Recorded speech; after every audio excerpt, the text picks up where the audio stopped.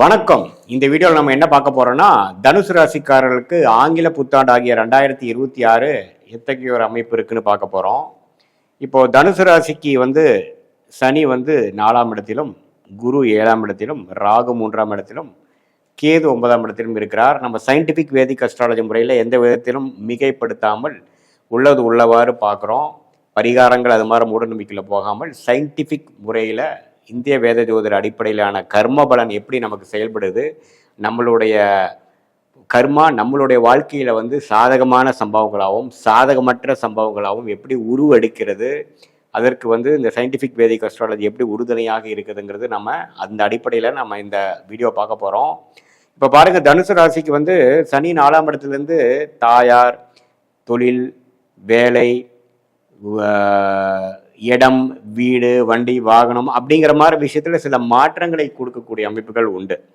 So இந்த சனியே பார்த்தீங்கன்னா 10ஆம் பார்வையாக ராசியும் பார்க்குறாரு, தொழில் ஸ்தானத்தையும் பார்க்குறதுனால வேலையில் அதிக ஸ்ட்ரெஸ் இருக்கும். வேலையில் உங்களுக்கு ரொம்ப 100% ஐடியலான ஒரு சிச்சுவேஷன், பிடித்த மாதிரி ஒரு அமைப்புகள் இல்லாமல் கொஞ்சம் கடுமையாக போராட வேண்டிய ஒரு விஷயங்கள் கண்டிப்பாக நீடித்து இருக்கக்கூடிய அமைப்புகள் ஆண்டு முழுவதும் இருக்குங்க. குரு ராசியை முதல் 5 வருடம் பார்க்குறது, 5 மாதங்கள் பார்க்குறது, மே மாதம் வரைக்கும் பார்க்குறது நல்ல விஷயம். எல்லா பிரச்சனையும் சமாளிக்கக்கூடிய ஒரு அமைப்பு, பொறுமையாக இருந்து சமாளிக்கக்கூடிய அமைப்பு, பாசிட்டிவான திங்கிங்காகவும் கெட்ட விஷயத்துக்கு போகாமல் ஸ்ட்ரெஸ்ஸு அதிகமாக தலைக்கேறி நம்ம ஒரு தவறான விஷயங்களில் பண்ணாமல் ஓரளவுக்கு பொறுமையாக போகக்கூடிய அமைப்புகள் எல்லாமே கொஞ்சம் இருக்குது.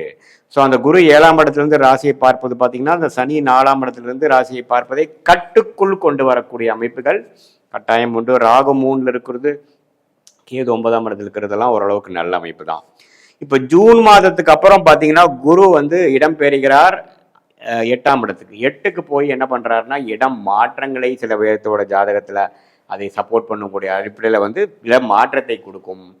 வேலை நிமித்தமாக வெளி மாநிலம், வெளிநாடு, வெளி மாவட்டத்துக்கு போகக்கூடிய அமைப்புகள், கவர்மெண்ட் ஜாபில் இருக்கிறவங்களுக்கு டிரான்ஸ்ஃபரு வித் ப்ரமோஷன் அது மாதிரி விஷயங்கள் கிடைக்கிறது, ப்ரைவேட் செக்டாரில் இருக்கிறவங்களுக்கு வேறு கம்பெனி மாறுறது, வெளிநாடு போகக்கூடிய அமைப்புகள், இம்போர்ட் எக்ஸ்போர்ட் இருக்கிறவங்களுக்கு நிறையா ட்ராவல் இருக்குது, அது மாதிரி அதே அமைப்புகள் கொடுக்குதுங்க. அதே சமயத்தில் இன்வெஸ்ட்மெண்ட் லைன் இருக்கிறவங்க, ஷேர் மார்க்கெட்டில் இருக்கிறது, ஸ்டாக் மார்க்கெட்டில் இருக்கிறவங்களுக்குலாம் பார்த்தீங்கன்னா அந்த குடுக்கல் வாங்கல், இன்வெஸ்ட்மெண்ட் ரிட்டர்ன்ஸ் அதெல்லாம் இன்னுமே நிறையா டேர்ன் ஓவர் அதிகமாகிற மாதிரி வேல்யூ கொஞ்சம் அதிகமாக ஆகக்கூடிய அமைப்புகள்லாம் கொஞ்சம் காட்டுது.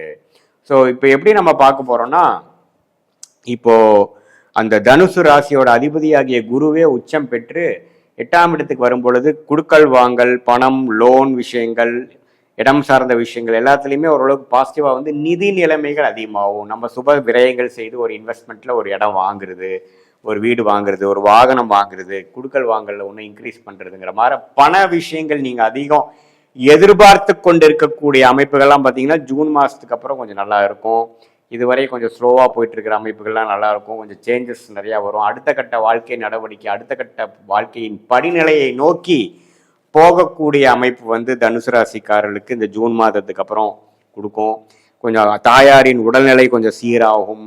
பழைய வண்டியை கொடுத்து புதிய வண்டி வாங்குறது, நல்ல ஒரு லைஃப் ஸ்டைலை இன்க்ரீஸ் பண்ணுறது, நம்மளுடைய வீட்டில் இருக்கக்கூடிய வசதி வாய்ப்புகளை பெருக்கிக் கொள்வது, அதே சமயத்தில் தொழில் மூலமாக நம்ம சில விஷயங்கள் பண்ணிகிட்டு இருக்கிறதுக்கு அடுத்த லெவலாக போகக்கூடிய இன்வெஸ்ட்மெண்ட், கூட்டு தொழிலாக பண்ணுறது, ஃபண்டிங் வாங்குறது, இன்வெஸ்ட்மெண்ட் பண்ணுறது, புதிய ஒரு ஓடி அக்கௌண்ட்டில் டாப்அப் போய் அடுத்த டிவிஷன் ஆரம்பிக்கிறது, வெளிநாடு போய் வேலையில் தேடலாங்கிறவங்களுக்கு வெளிநாடு போகிறது, இது மாதிரி நிறைய ஆக்டிவிட்டி ஆண்டின் 2வது பகுதி நிறைய நடக்கக்கூடிய அமைப்புகள் இருக்குது. படிப்புக்காக வெளியில் போய் படிக்கக்கூடிய அமைப்புகள். அதே சமயத்தில் இப்போ பார்த்தீங்கன்னா நிறைய பேர் பார்த்தீங்கன்னா ஒன்றுக்கு மேற்பட்ட இன்கம் பண்ணலான்னு பார்ப்பாங்க. வேலையில் இருந்துகிட்டே சைடில் தொழில் அமைப்பாங்க, அல்லது ஒன்றுக்கு மேற்பட்ட 2 தொழில் பண்ணக்கூடிய அமைப்புகள் எல்லாம் உருவாக்கி கொடுக்கக்கூடிய ஒரு அற்புதமான ஒரு காலகட்டமாக இந்த தனுசு ராசிக்காரர்களுக்கு 2026 ஜூன் மாதத்துக்கு அப்புறமே இன்னும் கொஞ்சம் நல்ல அமைப்புகளாக வருகிறது. இதனால் பார்த்தீங்கன்னா இந்த விஷயங்களை இதுவரை நீங்கள் சில பணத்துக்காகவும் சில நிதி உதவிக்காகவும் சில கூட்டு தொழிலில் ஜெயிக்க முடியாமல் பாதிக்கக்கூடிய எதிர்பார்த்து கொண்டு இருக்கிறவங்களுக்குலாம் ஒரு சாதகமான ஒரு நல்ல அமைப்பை கொடுக்கக்கூடிய அமைப்பு கொடுக்குதுங்க.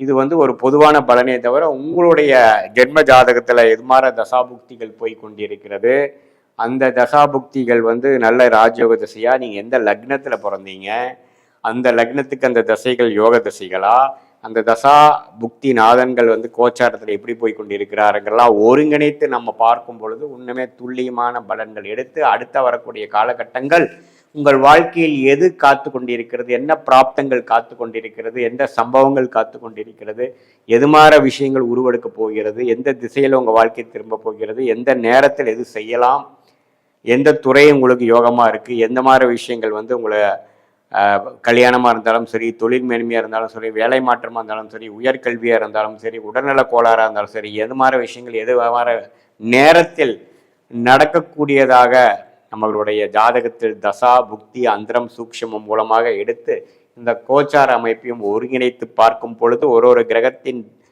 திக்பலம் திருக்பலம் ஸ்தான பலம் எப்படி இருக்கு, எந்த கிரகம் நம்ம நல்லா இருக்கு, ஃபங்க்ஷனலாக எந்த கிரகம் நல்லா இருக்கு, நேச்சுரல் கேரக்டரிஸ்டிக்ஸில் எந்த கிரகம் நல்லா இருக்கு, உங்கள் லக்னத்துக்கு யோகத்தை கொடுக்கக்கூடியவர் யார், அந்த காலகட்டம் எப்போ வருகிறதுங்கிறதெல்லாம் நம்ம பார்த்து துல்லியமாக பலன் எடுத்து அது பிரகாரம் நீங்கள் வாழ்க்கையை எப்படி வந்து கிளாரிட்டியோட திட்டமிட்டுக்கலாம், டைம்லைன்ஸ் எந்த நேரத்தில் அடக்கி வாசிக்கலாம், எந்த நேரத்தில் வேகமாக போகலாம், எந்த நேரத்தில் வேலை மாறலாம், எந்த நேரத்தில் நம்ம இருக்கக்கூடிய வேலையை தக்க வச்சுக்கணும், எந்த காலகட்டங்கள் எது மாதிரி ஒரு அமைப்பை கொடுக்குது அப்படிங்கிறதெல்லாம் இந்திய வேத ஜோதிடத்தின் அடிப்படையிலான சயின்டிஃபிக் வேதிக் அஸ்ட்ராலஜி முறையில் நாம் துல்லியமாக பார்த்து எதையும் மிகைப்படுத்தாமல் பரிகாரங்கள் அது எதுன்னு நம்ம போய் பெருசாக நம்ம வந்து அதை மிகைப்படுத்தாமல் உள்ளது உள்ளவாறு கர்மா எப்படி செயல்படுகிறது, கிரகங்கள் மூலமாக எது மாதிரி கொடுக்குறார், இதுவரை நடந்த பாஸ்ட் லைஃப் எப்படி, இதுமேல் நடக்கக்கூடிய இம்மீடியட் ஃபியூச்சர் எப்படி, அதுக்கப்புறம் நடக்கக்கூடிய லாங் டேர்ம் ஃபியூச்சர் எப்படிங்கிறதெல்லாம்